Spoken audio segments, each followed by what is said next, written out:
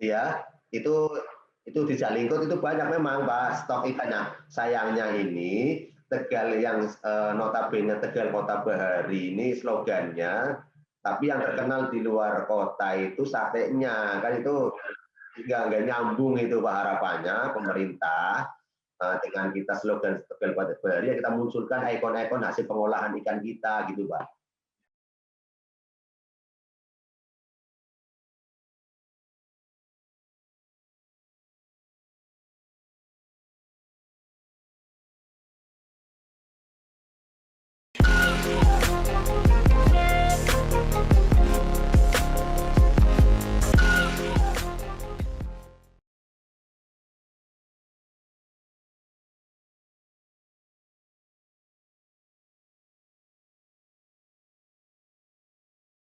Assalamualaikum warahmatullahi wabarakatuh. Waalaikumsalam warahmatullahi wabarakatuh. Bersama saya Bambang Sadono di channel Inspirasi Jawa Tengah. Mudah-mudahan channel ini tetap bisa memberi inspirasi, memberi motivasi, edukasi, informasi, dan syukur bisa membantu mencari solusi. Kami sedang mempersiapkan beberapa video untuk menyambut Mangayu Bagyo hari jadi Kota Tegal yang ke-441,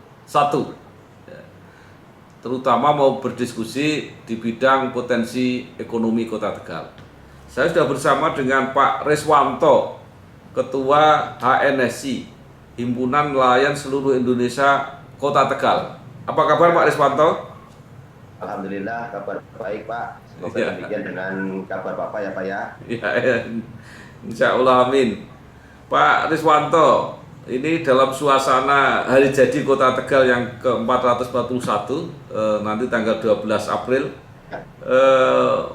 Mari kita coba mengevaluasi, karena perikanan ini adalah salah satu tulang punggung perekonomian Kota Tegal. Nah, sampai saat ini apa yang sudah dicapai, apa yang sudah dinikmati oleh masyarakat perikanan, dan apa saja yang masih menjadi masalah yang perlu penanganan.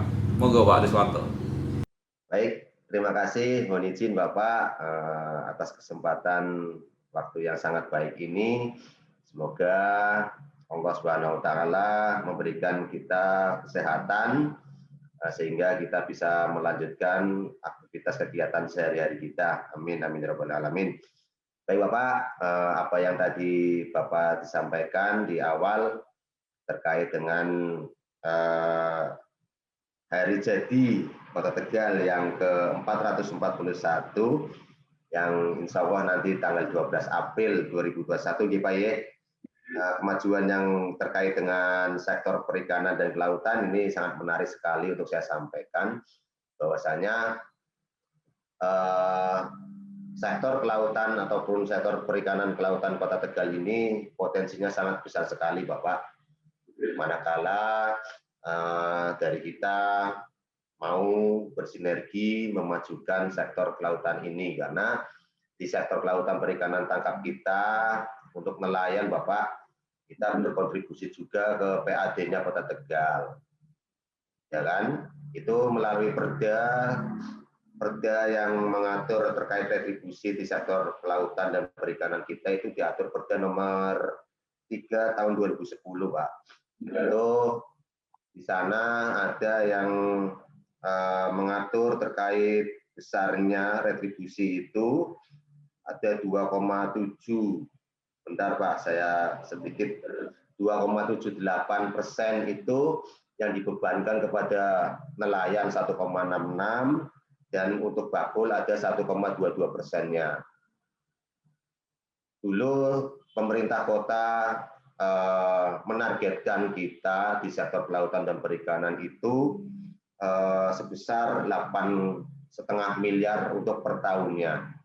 Namun sekarang pemerintah kota melalui Dinas Perikanan, Kelautan, Perikanan, Pertanian dan atau DKP 3 itu menargetkan ke sektor pertanian di sektor kelautan kita mencapai dengan target mencapai 12 miliar untuk per tahun ini. Ini sesuatu target yang sangat luar biasa untuk sektor kelautan perikanan kita. Mudah-mudahan apa yang ditargetkan oleh pemerintah kota untuk meningkatkan PAD dari sektor kelautan dan perikanan ini bisa terwujud dengan kerjasama atau sinergi antara pelaku usaha itu sendiri dan pemerintah kota itu sendiri. Ada hak dan kewajiban di sana, Bapak, manakala kami dibebankan untuk membayar retribusi melalui lelang TPI-nya itu 1,66, namun sisi lain kami meminta haknya apabila sarana dan prasarana di pelabuhan itu kami rasa kurang baik terkait dengan fasilitas, pendangkalan dan sebagainya. Harapannya itu yang menjadi keseimbangan antara hak dan kewajiban itu, Pak. Sebentar. Oke. Nah, Pak Reswanto, itu yang memanfaatkan TPI di Kota Tegal, katanya ada 3 TPI kalau nggak salah ya. Itu berapa persen yang nelayan Kota Tegal? Ya, TPI Kota Tegal, pemerintah Kota Tegal sendiri terkait sektor perikanan itu mempunyai 3 TPI di lokasi yang berbeda. Yang pertama itu di TPI Pelabuhan Timur atau sifatnya itu di sana sewa lahan milik Pelindo, Pak. Karena di sana itu Pelabuhan Tegal itu kawasannya itu pengelolaannya atau kepunyaannya dari Pelindo BUMN. Nah, sedangkan untuk TPI yang kedua itu ada di lokasi Jongor ataupun yang kita kenal dengan TPI Jongor. Itu TPI-nya memang yang mengelola adalah pemerintah Kota Tegal, namun pelabuhannya yang mengelola pemerintah Provinsi Jawa Tengah. Nah, TPI yang ketiga ada di Muarja, itu untuk menampung kapal-kapal tradisional yang one day fishing, menangkap ikannya di laut itu harian, Pak. Begitu, Pak. Untuk nelayan harian sendiri jumlahnya sekitar 200 kapal. Kalau untuk nelayan harian itu antara 0 sampai 10 GT, Pak. Kalau kita nelayan yang di atas 10 JT sampai dengan 100 itu hampir semuanya itu kalau kita jumlah dari berbagai macam alat tangkap yang ada di Kota Tegal itu hampir 800-an, Pak. Gitu, Pak. Artinya ini yang orang Kota Tegal atau TPI itu juga membongkar kapal-kapal dari daerah lain? Ya, TPI sebenarnya TPI itu dibuka untuk siapapun daerah lain nelayan yang masuk, Pak. Nah, namun saat ini kondisi TPI kita ini khususnya di Pelabuhan Jongor ini sudah over kapasitas untuk menampung kapal-kapal kita sendiri sudah tidak muat lagi, Bapak. Apalagi mendatangkan untuk kapal-kapal dari luar Tegal. Ini jelas sangat berdampak apabila pemerintah Kota Tegal ataupun nanti bekerjasama dengan provinsi ataupun pusat dalam hal ini permasalahan yang ada di Kota Tegal terkait dengan pelabuhan itu seyogianya pemerintah itu Kota Tegal itu mendapat perhatian, Pak, terkait dengan pelabuhan ini perlu ada peningkatan pengembangannya, Pak, naik kelas. Ini saat ini kita pelabuhan perikanan kita itu statusnya adalah pelabuhan perikanan pantai. Desain awal yang diresmikan oleh Ibu Megawati pada waktu itu, Pak Ibu Presiden, itu desainnya memang untuk kapal-kapal di bawah 30 GT. Dengan kita perkembangan zaman, kapal-kapal kita sudah naik kelas semua, Pak. Ukurannya sudah di atas 30 GT sampai 100 GT. Nah, pelabuhan kita sudah tidak bisa lagi menampung itu. Jadi, kendala yang di lapangan, seyogianya dengan sekarang kita sudah menjadi PAD yang cukup besar targetnya, harapannya ini pemerintah kota, provinsi, dan pusat itu memperhatikan di sektor ini karena kita butuh pelabuhan yang sifatnya besar ataupun kita boleh mengatakan naik kelas dengan pelabuhan yang statusnya pelabuhan Nusantara, begitu, Pak. Pak Reswanto, kalau melihat bahwa pelabuhan perikanan Tegal Sari itu sudah tidak menampung lagi kapasitasnya, berarti perkembangannya bagus dong perikanan di Kota Tegal. Benar, Pak. Ya, kita itu mengalami kemajuan dan perkembangan yang luar biasa. Kita banyak menyerap tenaga kerja, kita banyak kedatangan investor dari luar maupun dalam negeri kita sendiri. Contoh, kita sudah punya di kawasan pelabuhan perikanan Pandai kita sudah banyak berdiri bangunan-bangunan cold storage, tempat penyimpanan ikan beku yang dari Korea ataupun dari investor-investor dari luar kota Tegal, Jakarta dan sebagainya. Dan itu sangat membantu pemerintah kota dalam hal mengurangi angka pengangguran sendiri, karena perkembangan sektor kelautan perikanan kita itu menyerap semua tenaga kerja, termasuk ibu-ibu nelayan yang notabene suaminya melaut. Mereka ibu nelayan dengan kemajuan dan perkembangan sektor kelautan perikanan ini bisa bekerja di pengolahan ikan seperti filet, maupun dengan UMKM-nya mereka bisa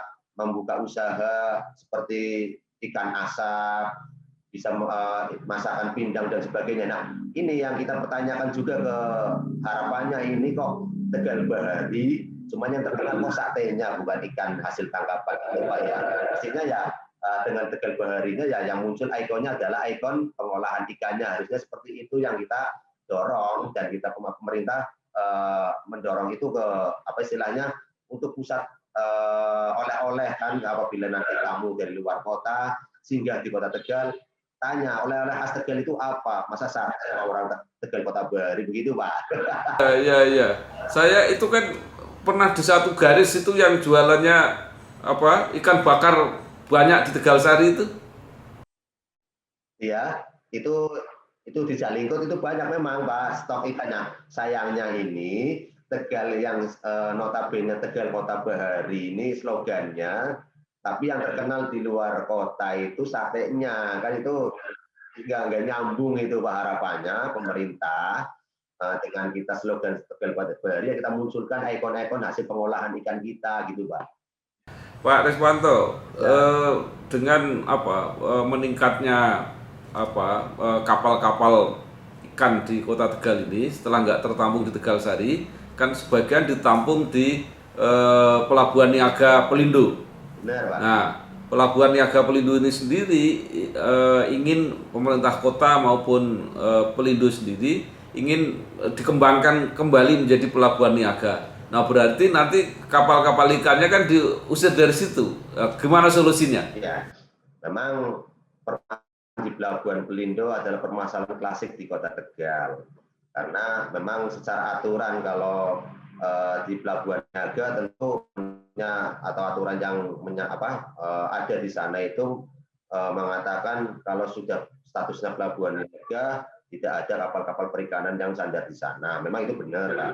Tapi melihat situasi kondisi di Kota Tegal sendiri, sekarang itu belum bisa atau belum memungkinkan untuk memaksakan diri kapal-kapal perikanan yang saat ini sudah bersandar di Pelabuhan Pelindo dipindahkan ke pelabuhan perikanan di Jongor. Itu sangat tidak mungkin, karena di Pelabuhan Jongor sekarang pun kapasitasnya sudah over, apalagi ditambah nanti pelabuhan-pelabuhan kapal-kapal yang saat ini bersandar di Pelabuhan Pelindo. Harapannya ketika pengembangan itu ada, kita dukung Pak pengembangan itu, kemajuan di Kota Tegal kita dukung.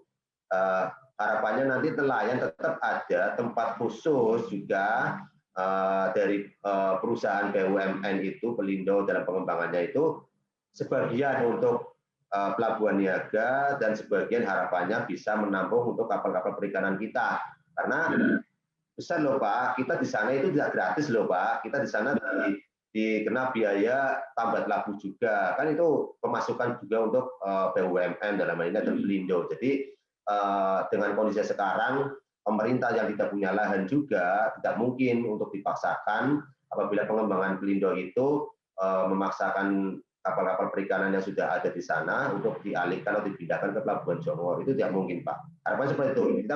Kita harapkan bersejajar, jalan seiring gitu Pak. Gitu Pak. Pak Reswanto, apa tidak mungkin yang pelabuhan Jongor ini, yang Tegal Sari ini tadi seperti keinginan Pak Reswanto dan para nelayan untuk dikembangkan, diperluas?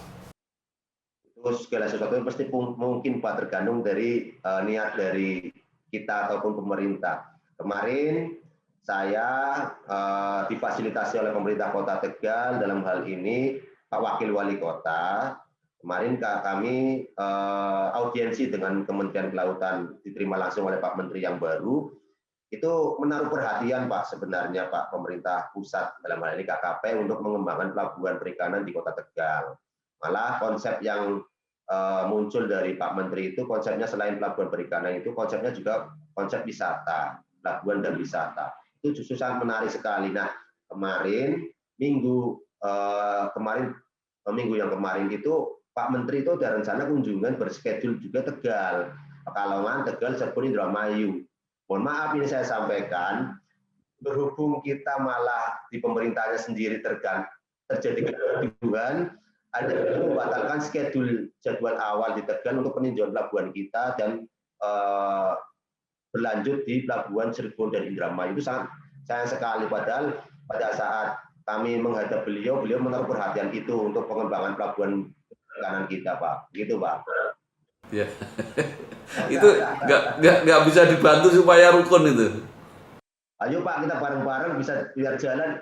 Yang rugi masyarakatnya loh Pak, kalau ada kegaduhan seperti ini Pak. Saya justru kemarin itu, aduh, ini kok Pak Menteri nggak jadi, padahal ini peluang kita untuk menyampaikan bahwa kita butuh pelabuhan yang besar itu loh Pak. Tapi sayang beliau merubah agenda ke Cirebon dan Indramayu. Alasannya ya selesaikan dulu internalnya itu. Pak Riswanto sendiri ini apa bisnis di perikanannya atau di perkapalannya? Saya kebetulan di perikanan tangkapnya Pak, sebagai pemilik kapal juga, dan kebetulan saya kemarin juga diamanahkan PCNU sebagai ketua pengusaha Nahdien juga kemarin ya kan. Nah, saya kalau di sektor kelautannya pemilik kapal dan di sini teman-teman sangat kemajuannya luar biasa, apalagi terkait dengan sekarang kita dengan menggunakan alat tangkap cantrang dengan hasil tangkapannya cumi, karena cumi kita yang dapat itu bisa diekspor ke luar negeri sampai ke Cina, Pak.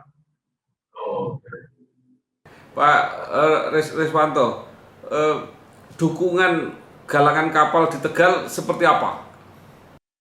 Justru ini yang kita harapkan ini permasalahan docking, Pak. Kita itu kekurangan docking, Pak. Dengan jumlah kapal kita yang jumlahnya sangat besar, tapi kita kekurangan jumlah fasilitas docking. Kenapa? Karena ini kaitannya dengan aturan. Kapal kita, Pak, oleh aturan Kementerian Perhubungan, 1 tahun itu harus naik dock. Tapi dengan kekurangan dock yang ada di Kota Tegal, kita tidak mungkin menunggu antrian lama sekali, Pak. Kalau galangan sih itu bisa dilahan tanpa harus naik dock, Pak. Itu untuk Tegal sendiri sekarang sudah berkembang. Namun tenaga tukangnya biasanya didatangkan dari Indramayu, Pekalongan dan sebagainya. Tukang-tukang kita sendiri jumlahnya terbatas dari Tegalnya, tapi kebanyakan itu dari mendatangkan dari luar Kota Tegal begitu, Pak. Ya.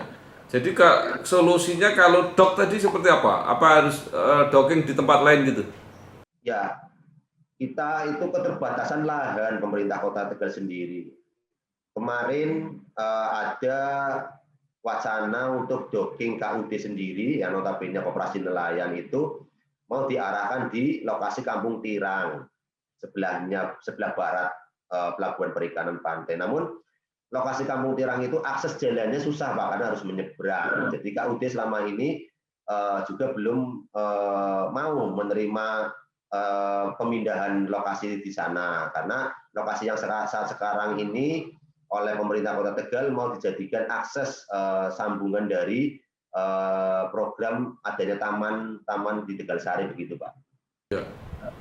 Nah, sekarang Pak Riswanto, apa saja kebijakan pemerintah yang diharapkan ya, untuk mendukung ini kemajuan potensi perikanan di Kota Tegal? Pemerintah daerah atau pemerintah pusat, Bapak? Semua. Ya, apa yang penjenengan harapkan? Harapannya ya proaktif lah pemerintah daerah untuk memperhatikan sektor ini, karena sektor ini sangat besar sekali kalau kita mau nawaitukan untuk kemajuan Kota Tegal. Ya, dengan keluhan-keluhan teman-teman di nelayan, bukan hanya nelayan besar, nelayan kecil juga tidak ada lokasi, Pak, tidak ada sarpras untuk tambat pendaratan ikan, Pak. Itu sangat memprihatinkan sekali. Karena kalau nelayan kecil ini memaksakan masuk diri ke kolam pelabuhan yang domisili kapal-kapal besar, kapal nelayan kecil kita akan hancur kapalnya, Pak. Jadi ini saya sering menyampaikan itu melalui media dan sebagainya, medsos dan sebagainya. Cuman mungkin dengan kondisi yang sekarang ini saya lebih prihatin sekali. Harusnya ini setelah corona kita sudah ada vaksin dan sebagainya, nanti kita jenjangnya adalah prioritas-prioritas pembangunan dan sebagainya. Justru kita di internal pemerintah kota kita sendiri ada kegaduhan seperti ini. Jadi menurut saya ini akan berdampak dan menghambat terkait dengan usulan-usulan untuk kemajuan sektor perikanan. Harapannya kalau bisa pemerintah kota itu bersinergi dengan provinsi, provinsi bersinergi dengan pusat untuk kemudian memberikan perhatian khusus terkait dengan pengembangan pelabuhan perikanan kita, Pak. Pak Riswanto ini kan dulu memimpin aksi sampai di depan Istana Presiden ketika cantrang dilarang. Kelihatannya sekarang sudah damai-damai dan sudah nggak ada masalah. Ya, cantrang itu era tahun 2015, menterinya Ibu Susi itu mengeluarkan kebijakan peraturan Permen KP nomor 2 tahun 2015 terkait jalur penangkapan ikan dan alat tangkap. Memang cantrang sebelumnya sudah jalan, Pak. Cantrang itu sudah jalan, namun yang diperbolehkan jalan itu cantrang untuk ukuran 30 ton ke bawah yang merupakan wewenang dari pemerintah Provinsi Jawa Tengah dengan diterbitkannya SIUP-CV-nya itu.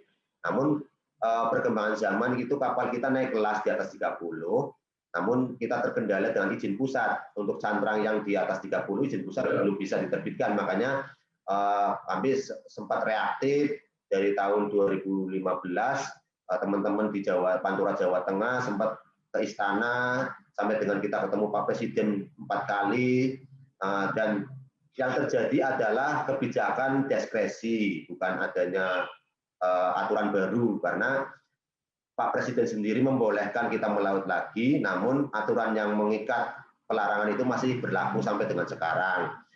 Berkembangnya kemarin eranya Pak Edi, sebenarnya Pak Edi sudah sebelum mengakomodir permasalahan-permasalahan nelayan cantrang di lapangan dengan teman-teman yang kontra cantrang di lapangan, kita sudah dipertemukan, kita sudah dimediasikan, sehingga Pak Edi melalui kajian-kajiannya itu berani menerbitkan aturan baru terkait dengan legalitas cantrang, yaitu dengan Permen KP 59 tahun 2020. Namun Februari kemarin sudah diterbitkan permennya, sudah muncul, Bapak. Sayang di tengah jalan beliau Pak Edi sendiri tersandung kasus yang lain, termasuk kasus lobster. Jadi belum tuntas terkait dengan aturan yang membolehkan legalitas cantrang dengan PNBP-nya oleh kementerian yang baru ini mau direvisi ulang lagi, begitu, Pak. Ya, baik. Apapun yang jadi kebijakan pemerintah, tapi faktanya kegiatan ekonomi kelautan dan perikanan di Kota Tegal makin membaik. Ya, artinya bahwa tinggal membenahi bagaimana supaya bisa lebih maju, gitu ya, Pak Riswanto ya. Artinya kita jangan sampai sebagai pelaku usaha ini terkait dengan payung hukum kepastian usaha kita ada aturan yang pasti, Pak. Kalau misalnya memang diperbolehkan, ya kita memang saat ini sudah diberikan lagi 1 tahun relaksasi untuk melaut lagi. Cuman untuk aturan yang mengikatnya ini sedang revisi. Jadi harapannya segeralah pemerintah itu menerbitkan aturan terkait kepastian hukum pelaku usaha kita terkait cantrang, agar kami nelayan kita dalam mencari ikan di laut itu tidak ada ketakutan, karena itu satu kapal namun penegakan hukum oleh beberapa instansi seperti Polair, kapal pengawas KKP sendiri, Angkatan Laut, dan itulah yang menjadi pegangan kita laut. Kita punya payung hukum yang pasti, ada undang-undangnya mengatur itu, Pak. Ya. Baik, terima kasih sekali Pak Riswanto, Ketua HNSI Kota Tegal, ya, yang sudah bercerita, berbagi mengenai kemajuan bisnis perikanan di Kota Tegal, tapi sekaligus juga masih ada masalah-masalah yang harus dituntaskan oleh pemerintah pusat. Monggo, silakan. Nelayan kita sudah luar biasa, Pak. Nelayan kita dengan kesadarannya sekarang sudah ikut asuransi BPJS Ketenagakerjaan. Per tiap trip berangkat, nelayan kita sudah diasuransikan oleh pemilik kapalnya. Jadi itu suatu kemajuan juga. Dulunya itu kita mengharapkan itu ada subsidi asuransi pemerintah, namun kita secara mandiri, karena itu terkait dengan aturan juga, nelayan-nelayan kita ketika mau melaut oleh pemilik kapal pelaku usaha kita sudah diasuransikan melalui BPJS Ketenagakerjaan. Itu, Pak. Baik, sekali lagi sukses nelayan Kota Tegal, Pak Riswanto.